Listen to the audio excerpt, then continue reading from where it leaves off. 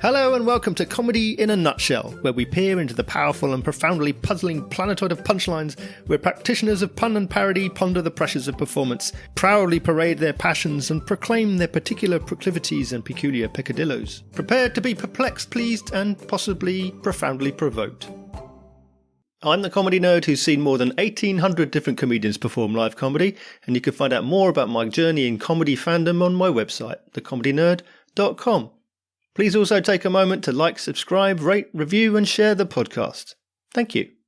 My guest this episode is a comedian who I myself have described as a seamless blend of storytelling, musical comedy and authentic humour, and comedian Nick Helm described as fucking great. And this year they're making their long anticipated debut at the Edinburgh Fringe. It's comedian Kayleigh Jones. If you think back, how big an influence was comedy on you when you were growing up? I didn't have a traditional kind of inspiration, I would say, into comedy. My background was kind of chaotic, so we didn't have the kind of traditional where you sit and we all watch this comedy together. But I remember being fascinated by things that made my mum laugh. And I vividly remember a few key moments where I was like, oh, she's really laughing at. She used to watch Birds of a Feather. Mm-hmm. And there was a bit in that where, is it Dorian? And she's on stage singing like a virgin. And she's like crawling along the stage. And my mum was howling laughing. And I remember being fascinated by my mum laughing at that. And Victoria Wood singing her, let's do it. It's snapped me on the bottom of the Women's Weekly. That. Yes, what was it? The Ballad of... Yes. Oh, I can't remember their names. What are the names? Yeah. Let's fall in love, that one. I remember her howling, laughing at that, and being really interested in what made people laugh, rather than we had a traditional kind of show that we would watch that would kind of influence comedy later. Yeah. And I remember watching Peter Kay kind of with my mum. That was kind of, Peter Kay and Lee Evans were the first kind of stand-up shows I watched growing up. Yeah. But they were kind of, you would watch them repeatedly back then. It would be like, oh, let's stick Peter Kay on. Yeah. And we'd all be like, oh, it's the garlic bread joke, and you'd kind of say it with him. Yeah. But that was kind of like my first kind of introduction to stand-up comedy. Yeah. But yeah, I there was never a big comedy influence for me. It was never something I was massively interested in. I always wanted to be a performer.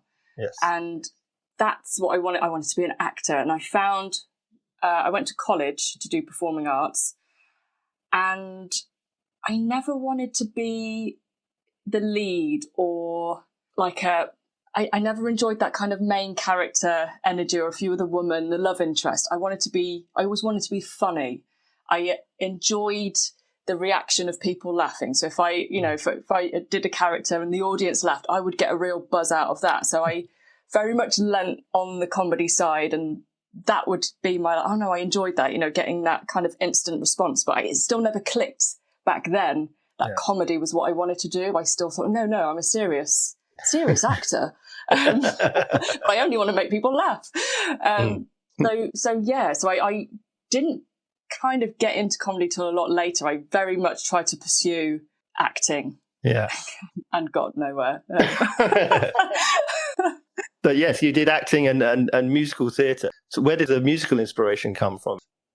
Yeah, so the first comedy song I ever heard actually was my mum played me a song. And again, I was fascinated that she found it so funny, because I couldn't relate to it at the time, but now I get why. I forget the comedian. But it was a song about drawers that you have in your house. And it was like, and the third drawer down is full of shit. And my mum found that so funny, because you just had this drawer in her house that's like, carrier bags, plugs, just like random. And she found that so funny. And so that was that and Victorian Wood were my first experiences of like musical comedy. But musical theatre was what I wanted to do. Yeah. And I moved to London. I didn't get into, it's very expensive to audition for drama school. They're like 30 quid. I mean, back then they were 30 quid. I don't know what they were now. And to audition for each drama school. Yeah. So my uncle gave me 60 quid so I could audition for 2, and I didn't get into either. So I just saved up. I worked and saved up and moved to London. I thought, I'm going to be a star. And definitely wasn't.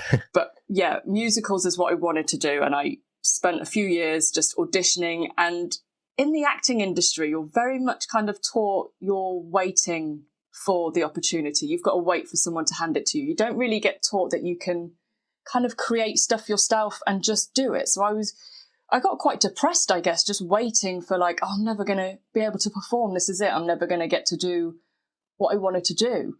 And comedy is kind of where you take some of that power back. And it's like, I can write something and I can just bloody do it. Yeah. But the musical element came from, I had a ukulele that I didn't play very well, but I just got it because my husband worked away for a few months. I just got a ukulele to entertain myself. I should have got friends. It's why I should have more friends. But I got a ukulele. And I just taught myself like some basic chords. And I remember this day, it was after, I had this ukulele sat in a cupboard.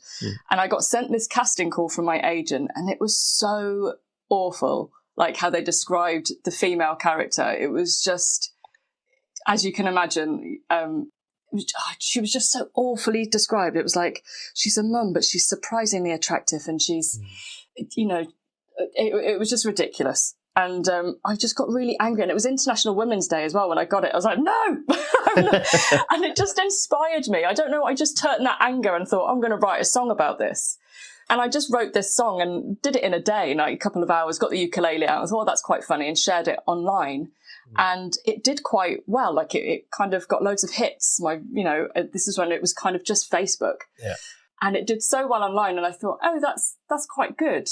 And off the back of that, I did a stand-up course with Logan Murray. Yeah. Where you do, I think it's like 10 weeks, it might be less. And then at the end of it, you do a showcase. And that was a really safe place to do stand-up.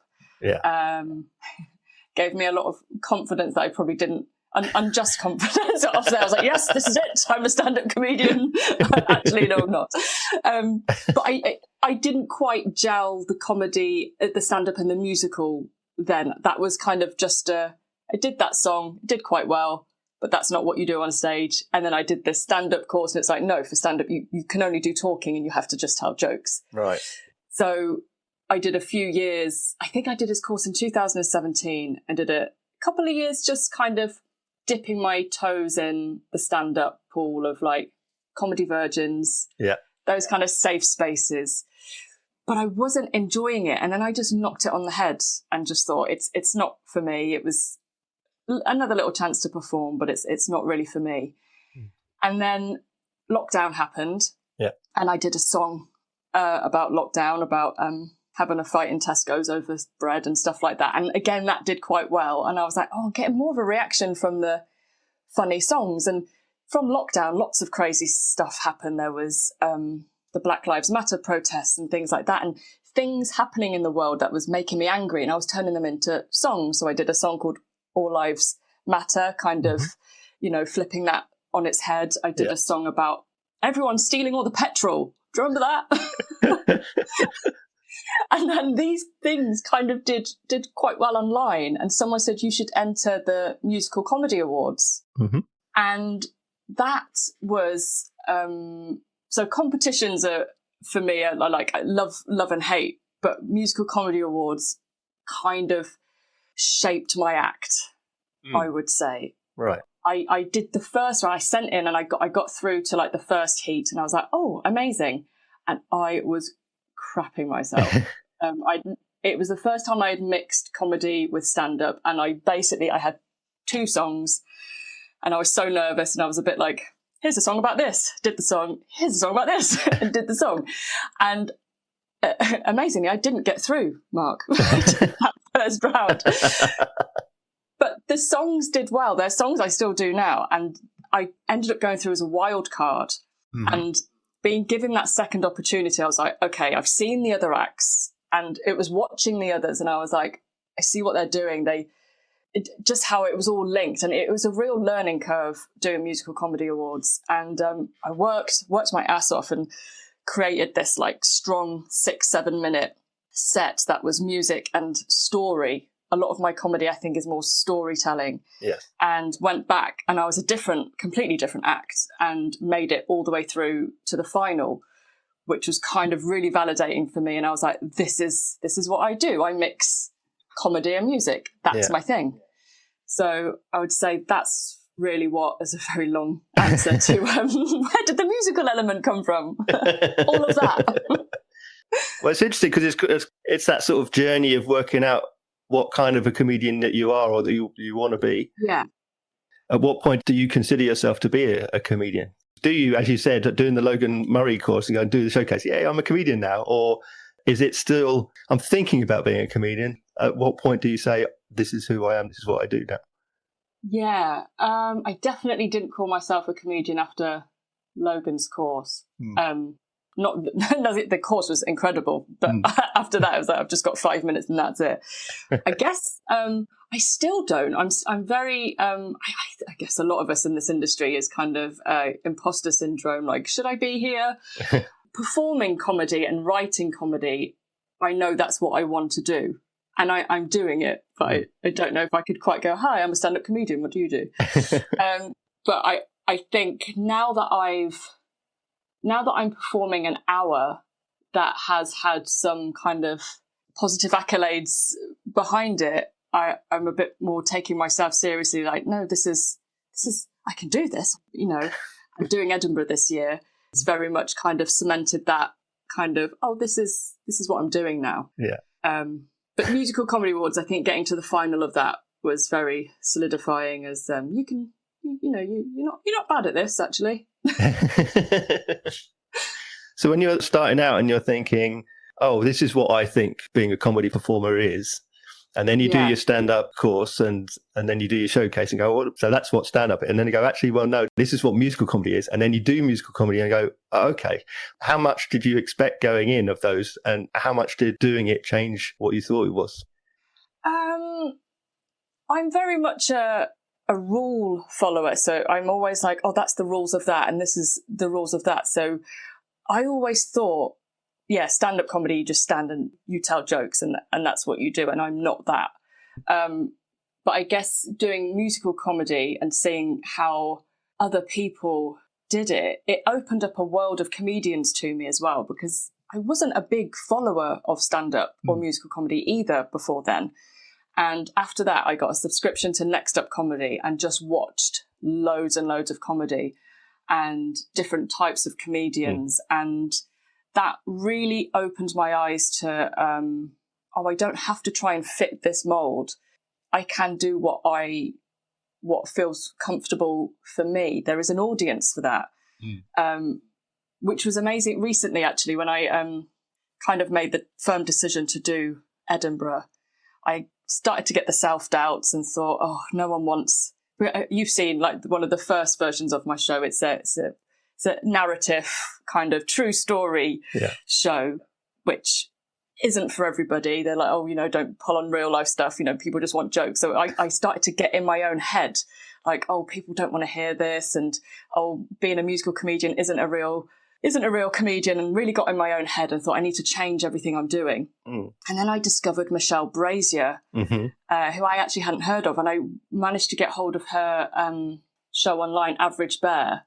And I watched that and I was so like, oh, this is what I do. This is my thing. There is an audience for what I do. And it gave me such a boost of what I'm doing isn't wrong. There is an audience for it. Yeah. And it's okay. Like, stop getting in your own head. There's something for everybody, Yeah. I'm never going to be someone that stands on stage and is gag, gag, gag. That's not me. And I think I need to not think that's my thing. Don't try and do it. Do what my strong points are. Yeah. It's interesting you saying that about don't talk about stories about yourself or your own life or whatever. Which that's what everybody does, because that's what you know, isn't it? You draw on what you know. What an audience wants, in my opinion, is they want to be interested in the person. And the only way you can come across as interesting is if you are authentic. And authenticity comes from knowledge and experience. Yes, absolutely. I think I'm more thinking of the trauma side.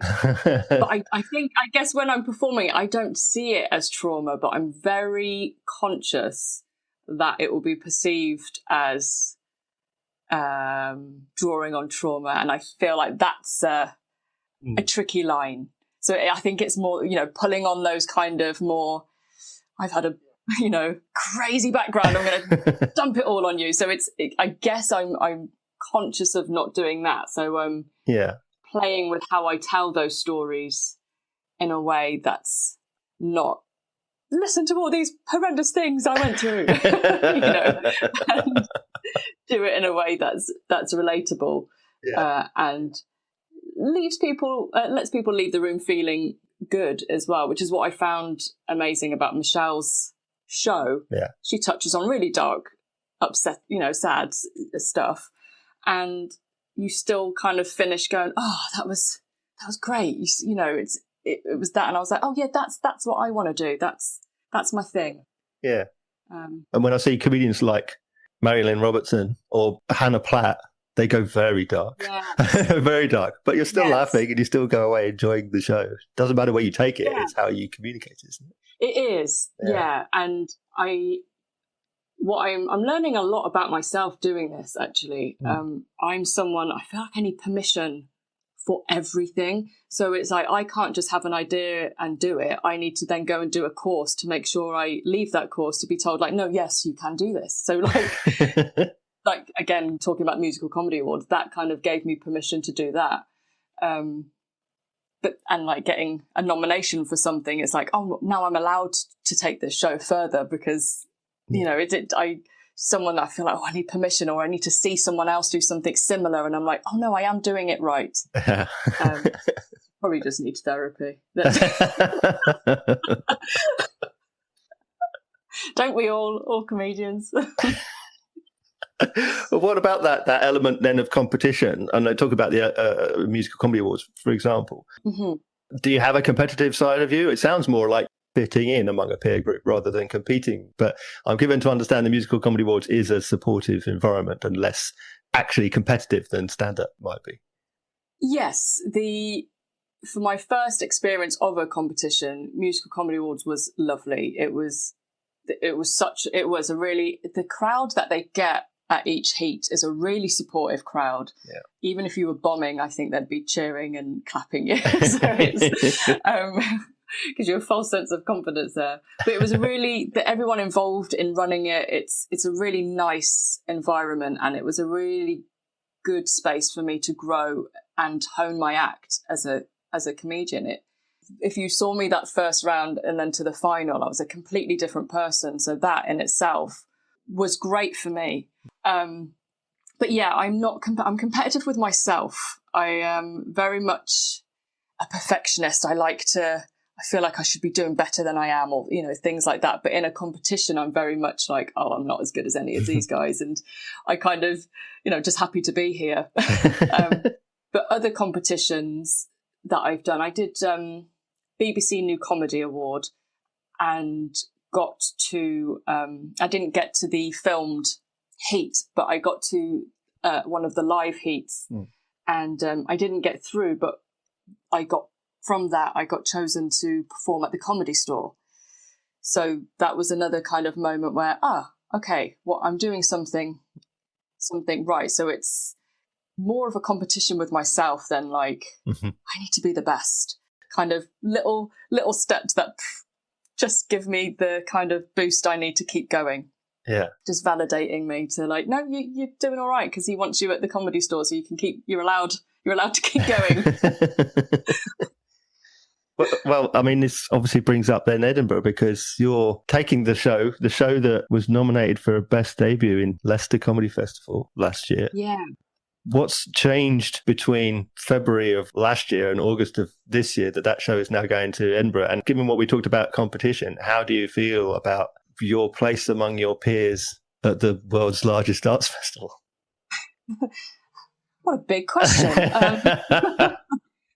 What's changed? Oh my God, so much has changed. my personal life, for a start, has been off the charts in this last year. So doing Leicester Comedy was incredible last year. I didn't have a huge audience, but I would say it was my first audience where I didn't have lots of people I knew in the audience. And that was great for me to see how the show kind of, what the reaction was from people that didn't know me, who'd never heard of me and didn't know anything about my story. And I really enjoyed that. And getting that nomination was like, oh, wow, I have something here. And that was really what gave me the belief in I can take this to Edinburgh, the biggest arts festival in the world. I'm allowed to go because I've got this nomination. And after that, I did Brighton Fringe, which was really fun. And I got a nice write-up from you, Mark, on the Comedy Nerd. That was lovely. Again, another big validating moment.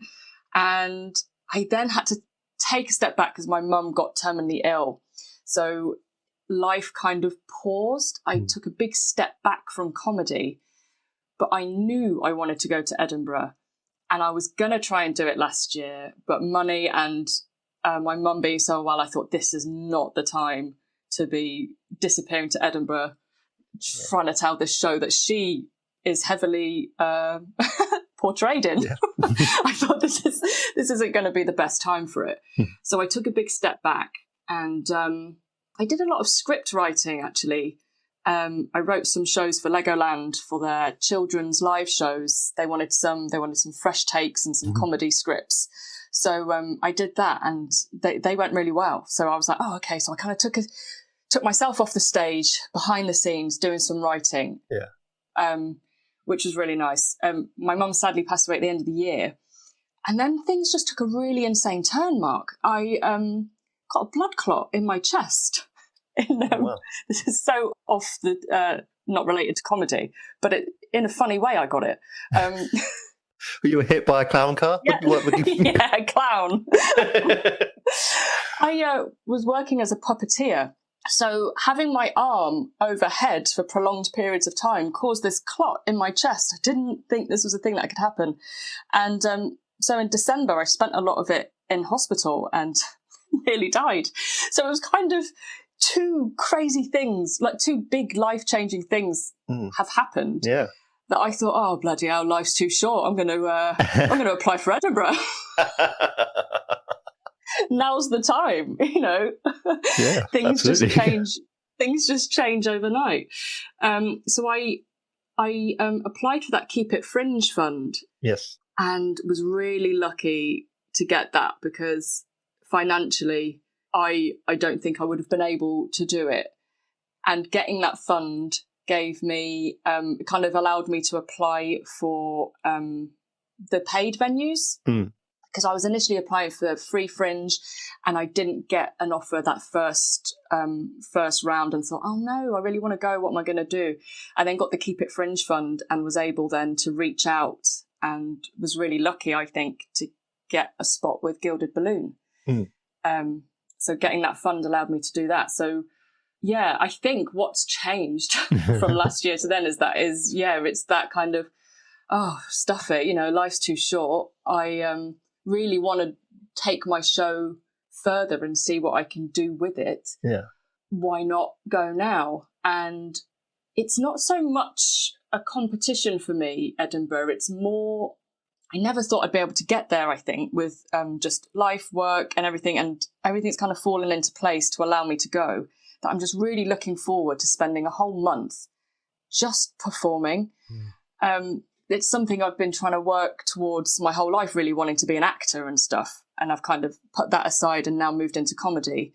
But having a whole month just surrounded by the arts and performing just feels really, just really like joyous for me. Like I'm just looking forward to that, whether I have audiences or not. I'm in an arts festival, the biggest one in the world, for a whole month. And I'm really looking forward to it, which I know most people debuting are like, oh my God, this is such a huge thing. Whereas I'm literally I'm not putting any pressure on it. I just want to have a good time.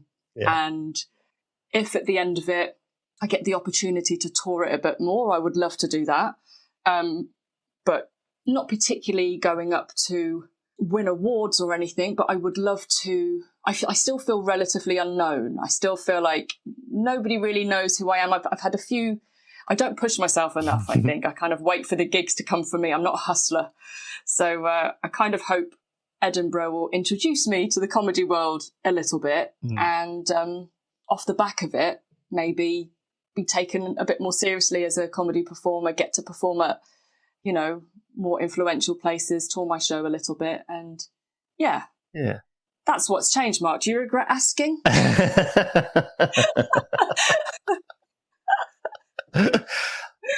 You visited Fringe as a punter before. I have. What has that experience told you? What has been your overall experience of Fringe? So I've been popped along to a few Fringes and performed at a few, but Edinburgh is on off the scale, isn't it, compared to any of the others?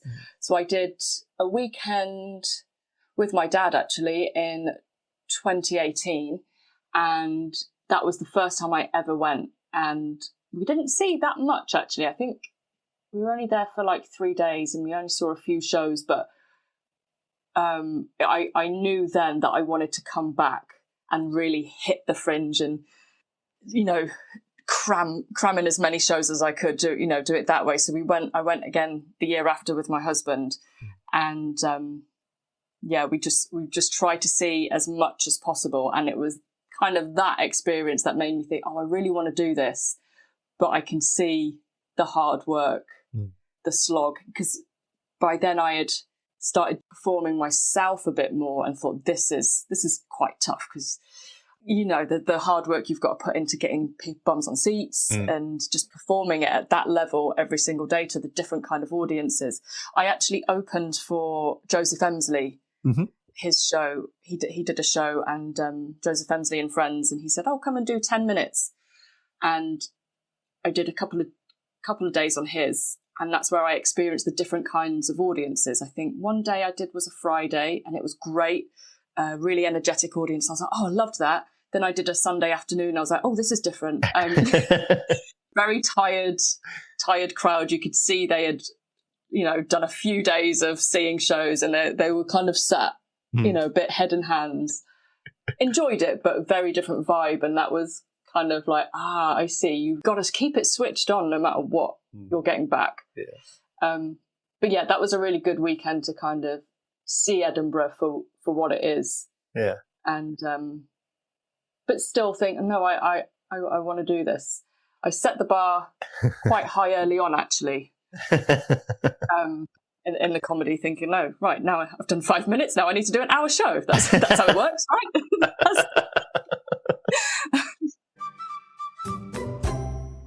So you talked there about watching comedians. So you do still obviously watch it, but do you watch it the same way as you did those early performers? Do you watch it now as a comedian, analysing what they're doing and being critical? Possibly, yeah. I think I do try and watch for enjoyment as well, because I had a similar thing. I trained to be a yoga teacher, and as soon as I became a teacher of yoga, I then never enjoyed going to a yoga class because I would just analyse the teacher. So I'm very kind of aware of, like, in comedy, I still want to have that love of just watching comedy. But yeah, I definitely watch it more analytically. I watch a lot more now than I did when I first got into it, and I tend to be drawn. I two extremes, either comedy that I think sits in the storyteller world, which is similar to my style. So I watch them and think, I like what they did there, or they took the story that way. That was interesting. And then things that are completely different, something I would never do, a bit more wacky, more character, which isn't a comedy I would do. But I guess I can probably switch off and enjoy that more because it's a type of comedy I wouldn't see myself performing. So I'm like, I'm just watching this for the lols. Like, this is, just enjoying that. Yeah. Definitely do watch it a bit more analytically, but not in a, more in a like a, that's a bloody good joke, or that was clever how they did that. Yeah, more in awe, I think.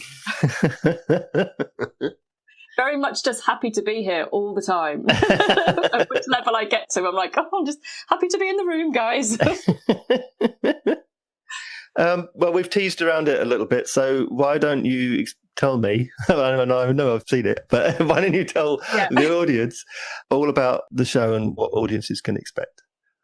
Yeah, so my show's called I Fed My Dad to a Pelican, and that's very much not a metaphor, actually. And it's the true story of me finding out in Christmas 2010 that the man I thought was my dad actually wasn't my dad. And then it follows the 9-year journey I went on to search for my real dad and then eventually feed him to a pelican without giving everything away. I think the show, it plays with themes of identity. It touches on, I guess, dysfunctional families, but I like to kind of do it in a way that isn't like, oh, I came from this really hard background. I really try and make it, this is just mad. This is, it's funny. Try and take the audience with me on the story. And everything that comes from all my comedy comes from truth and things that have happened. And I guess my songs, the musical comedy, are the areas in my show that I can take it a bit more extreme, a bit more absurd. The songs are my way of pushing the kind of ridiculousness a bit more. They're kind of, and I've kind of placed them throughout my show in key points that kind of give them a bit of a, I don't know, like a kind of comedy breather of like, this is light and a bit mad and a bit different, and then back into the story. So it's a narrative show, storytelling. I feel like it kind of sits between the world of stand-up comedy and one-woman show. I feel like it kind of is a bit of both, which probably comes from my theatre background. It's you're probably getting a bit of a theatre-y comedy experience when you watch it, if that makes sense. Yeah, it's a comedy show, but it has theatrical tone Elements. Yeah, I'd say so. Yeah. Well, I did say so. You did. Exactly, just then said it. You just said it. In your show, like you say, the narrative is punctuated with songs. Yeah. But given what you were saying about maybe a lack of confidence or this imposter syndrome that you brought up, does that afford you some protection? Because you know that a song is always going to get a round of applause. Yeah. You're not having to deal with the room. You have a physical protection because you have an instrument in front of you, between you and the audience. I mean, does any of that ring true to you at all? Yeah, I guess when I first started writing it, I was very much like, this is the story I want to tell. Yeah. These are songs I've done that I know really work on a stand-up comedy level. Yeah. And I guess when I first started writing it, I did that naive thing of like, these are jokes I know work. This is the story. I'm just going to stick it all in together. Right. And the more I worked on it, I then saw, this isn't going to work. It's going to lose. It's going to be too jarring. I've got to do it. It's going to sound so wanky, in a musical theatre way where the songs carry the story as well. So I dropped some songs. Not all my kind of comedy songs are in this show. I've picked the ones that work for the area of the story I'm telling, but also I know will get a good laugh as well, so the audience enjoy it. So I've tried to, and I've written new songs for this show that I don't perform when I would do a club gig or whatever, because it just wouldn't work outside of the narrative. So I've very much tried to make it so it flows and works with the story. But I have kept one song that I really enjoy doing. I Want You to Want To. That one, every time I do that one, I get such a great reaction. I was like, I've got to have it in there because the audience really like it as well. So that does give me, I guess it gives me like they're going to love this. That does give me a confidence. Yeah, I guess it does, but I have tried to make it so it works within the story. It's not completely like, here's a bit of story, now here's a completely random song, and then we go back to the story. I have tried to interlink it so that it flows with the narrative. Yeah. But wanted to keep that musical element because that kind of is what got me on stage doing comedy, and it is what I do. And as much as I have a self-conscious with it, insecurity with it, where I'm a bit like, am I a proper comedian if I'm doing music? But I think in my show I feel a lot more comfortable doing it because I'm like, this is my hour. Yeah, this is you've come to see. I'm not on a bill with others, to make a room laugh. This is my show. I kind of have a bit more say over what I do in it, in a way. Like you get to see me and what I'm about, rather than I have to make the room laugh really quickly and stand up against amazing comedians that I sometimes find myself on lineups with. I'm like, how am I on a bill with this guy? He's amazing. And like, I have to. So yeah. Did that answer the question? Yeah, I think so. Yeah. Do you keep things in, like you say, this is your show, you could do what you want. Do you keep things in for yourself, even if they haven't landed particularly well with audiences? Do you keep things in that you say, I want to say this and I'm going to say it anyway?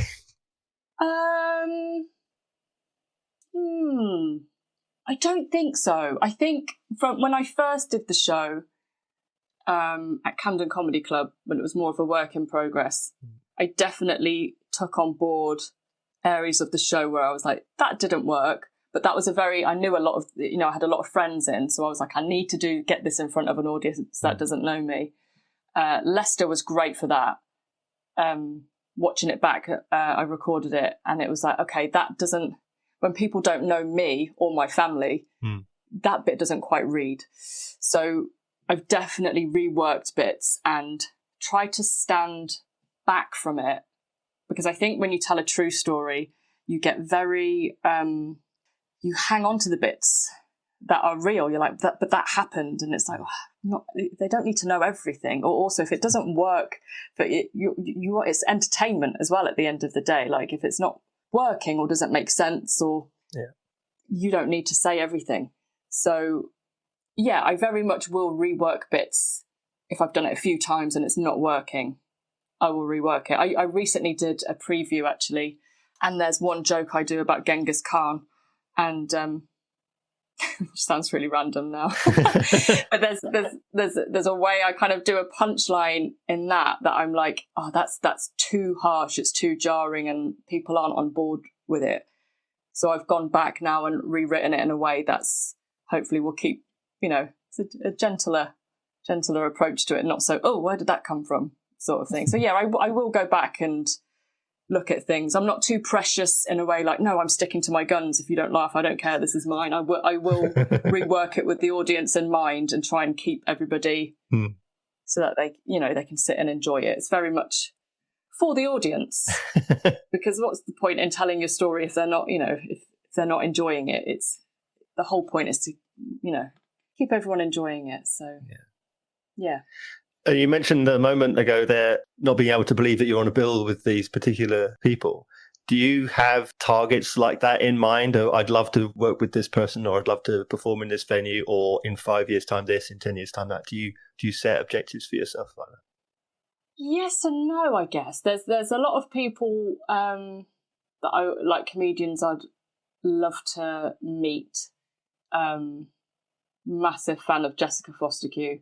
Like if I was on a bill with her, I'd be like, yes, I've made it. Yeah, I guess just it's more with my show. I would love to perform it at places like the Pleasance, Soho Theatre. Be taken seriously enough that I can play venues like that, sort of thing. Live at the Apollo, then I've made it, Mark. But I guess goals for myself is just to be able to do it full time and tour it, and just be able to. That's my thing now. Is my goal. I think is just to be a writer performer and get paid for it, and that's all I do. Turn it into a TV series and become the next Sophie Willan, I think it's achievable, isn't it?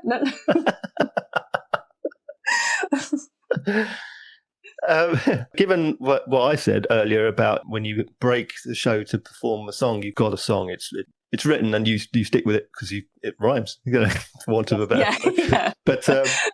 But even within that, and given the rest of the show as well, how important is improvisation to you? And this thing we said about being present in the room and connecting with the audience. I would say definitely at the beginning, improvisation was not a big thing for me. I'm very much like to follow a script, and I find improvising terrifying, and I think people that can do it are incredible. That I don't think I would have the confidence to be an MC, for example, like riff off the room. That doesn't quite sit in my skill bucket. Is that a word? Is that a skill bucket? It is now. My bucket of skills. Write it down. I'm writing it down.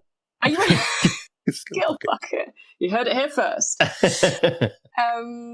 That's something, I guess, just a self-confidence thing. So I'm very much, especially when I first started performing it like this, I wrote it like a script, and this is my play. I'm performing it like a stand-up comedian. I'm hitting this, and if you heckled me in that, I wouldn't know what to do because it's not in my script. But the more I've performed it, and the more I've performed just at gigs, I've now got songs that interact with the audience a bit more. So I've got Independent Men, where I have a section in that where I would talk to a few members of the audience, which very much sits outside my comfort zone. But it has given me a bit more of a confidence or a relaxation, I guess, to speak to the audience. And now when I perform my show, I wouldn't say there's any improv, but I relax and let the audience in more. I think when I first performed it, I had an imaginary screen up, and I was performing, and you're watching me. Don't speak, you can laugh, but that's it.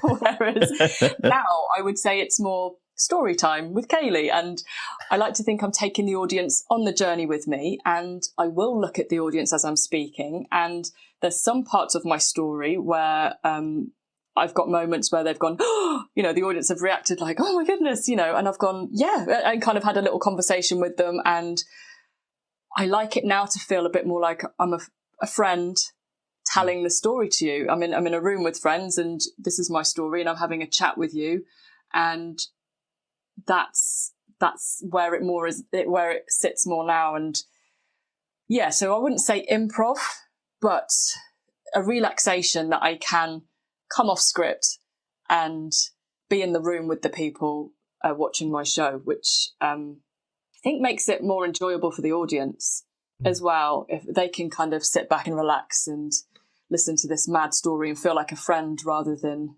you're watching this thing that isn't, I can't, you can't. I'm doing lots of hand gestures, which is good for a podcast, which you can't quite reach, if that makes sense. Yeah, distance, detached. Yes, yeah. There's less of a screen put up when I perform now, and now I let the audience in. Although there's performers like Lauren Patterson, who says in her comedy how anxious she is, and she does something I do a lot, which I try not to do as much in my shows. In my shows as much, I try and give myself permission to look at people, but I look above the heads of people when I'm performing. And she mentions in one of her shows that she never looks at the audience, and which was great actually, watching her show and hearing her say that, because for me, she's up there. She's a great comedian. She's smashing it, and she's still really anxious and nervous, and likes to just go up, do her show, and doesn't interact with the audience. Yeah. So it works both ways. But yeah, I'm getting better at just relaxing and just enjoying being in the room and being like, listen to my mad story. You're here with me, but just don't talk to me. Please don't heckle me. It's interesting that Lauren very much says at the outset, before you all ask me why she's not looking me in the eye, it's because I'm not looking at anybody. I'm not going to look at you for the whole hour. I go, oh, okay. But on the other hand, if you do make eye contact with the audience, you will single out the one person who isn't reacting and then spend the whole hour concentrating on that person. Yes, that is a thing. I actually had that at my last preview that I did. And there was a guy sat on the second row and he had the most serious face all the way through. So I just kept automatically looking back to him going, oh God, this is going awful, ignoring all the laughs and stuff in the rest of the room, just this one guy. And then when I finished my show, he stood up and went, bravo! And clapped. And he said he really enjoyed it. But some people do just have a very, you have their full attention. Yeah. That's the thing, I think, with storytelling comedy. You're not going to get, guffaws laughing all the way through. You do just get people that are genuinely interested in the story and will just kind of sit up and just listen, which is where I think I sit between the two worlds of theatre and stand-up, and feel like I can't quite call myself a stand-up comedian when I'm just maybe an interesting person to listen to. Maybe maybe that's how I should advertise myself. So what then do you think have been the best and worst experiences you've had in comedy so far? Best experience? I would say the first time I did my show at Camden Comedy Club for the Camden Festival, Fringe Festival, that was incredible. It was the first time I had ever performed a full hour, and I had such a good reaction, and I got a really big, amazing reception at the end, got a standing ovation, and I was in tears at the end. I loved it. And I think that was a moment where I thought, I can do this. I've got an hour show. I've got something here I can work with. Maybe I'm not bad at this. And I remember thinking, I'm probably not going to get this feeling again of the first time ever doing a full hour to a full audience and getting such a response. And I remember thinking, I need to really enjoy this because I'm going to be chasing that high now. I don't think you will ever get a feeling, the first time you ever do a full hour, that's a huge thing. So I think that was really validating for me.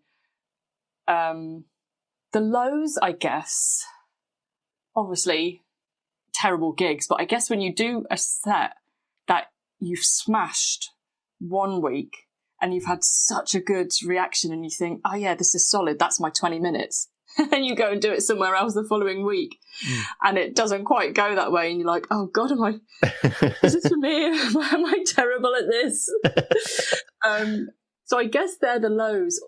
The lows are probably come from myself, where I'm judging myself or comparing myself to other comedians and thinking I should be there. And I'm not where I should be yet.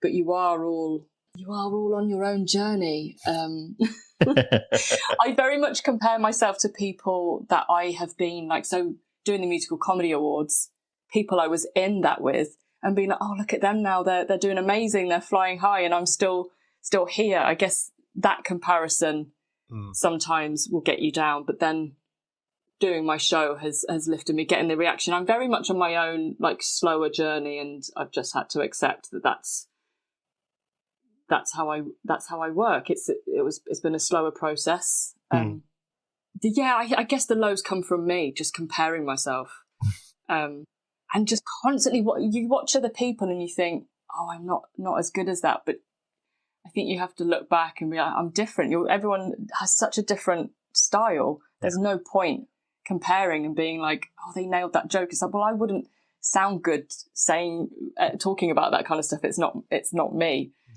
So yeah, just have to tell your brain to shut up. How can we find out all about you and where we can come and see you performing? So I have a website, which is www.kayleighjones.co.uk, and I try and keep that as up to date as possible. It's got my socials on it. I'm probably most active on Instagram, Kayleigh_Jones. Kayleigh_M_Jones. And all my details for Edinburgh are on my website. And I'm performing with Gilded Balloon. So I guess if you went on the Gilded Balloon site and put in Kayleigh Jones, I fed my dad to a pelican. Pretty sure if you put in I fed my dad to a pelican, you're going to find me. I don't think anyone else has done that. So, yeah. Out of all the pelican-related shows? Yeah, I know. There's so many. It's such a cliche. And so we come to the final question then. So, Kayleigh, how would you sum up comedy in a nutshell? Comedy is necessary. Comedy is, I find it's so important. It's a relief from the heaviness of life. It's just, I think it's essential. I think it's so important. I think comedy is just, we need it. Everyone needs it. This is a long-winded answer now. I remember doing a job during lockdown, and I was working with medical professionals.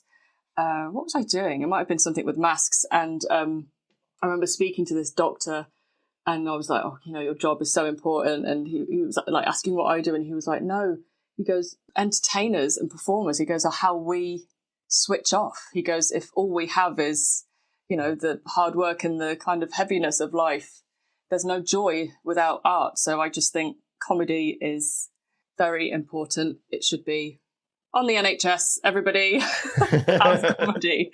Yeah, very important, essential, necessary, need it, love it, relief, all that.